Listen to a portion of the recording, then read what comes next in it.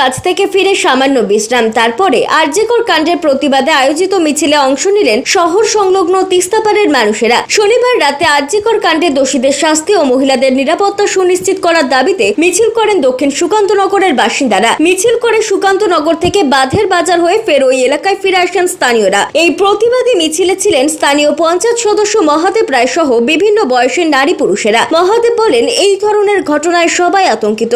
এই এলাকার অনেক মহিলারই কাজ সেরে বাড়ি ফিরতে রাত হয়ে যায়। আমরা সার্বিক নিরাপত্তা চাই। জনৈকা প্রতিবাদী বলেন, আরজিকর কাণ্ডের তদন্ত এখনো শেষ হলো না, দ্রুত তদন্ত শেষ করে দোষীদের শাস্তির দাবি জানাই।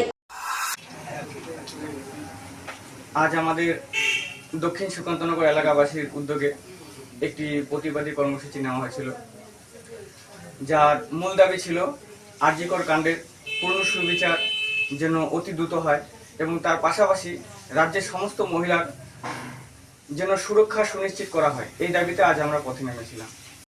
আমরা বাসিন্দা তিস্তার পাড়ের, তো আমরা এই আরজিকরের ঘটনা নিয়ে আমরা দাবি জানাচ্ছি, তিলোত্তমার বিচার চাই। কারণ আজকে আমরাও তো বাইরে বেরোতে লাগে। আজকে ওনার হয়েছে একজন পেশাগত ডাক্তার, উনি একজন কর্মকাণ্ডে ছিলেন, সেই এরকম অবস্থায় আমরাও তো বেরোই, আমাদেরও তো একটা সুরক্ষার দরকার। তো আমরা এটার জন্য বিচার চাই। সরকারের কাছে একটাই দাবি, আমাদের অতি শীঘ্রই আমাদের একটা বিচারের দরকার। অভিষেক সেনগুপ্তের প্রতিবেদন, সিসিএন তরাইডুয়ার সংবাদ।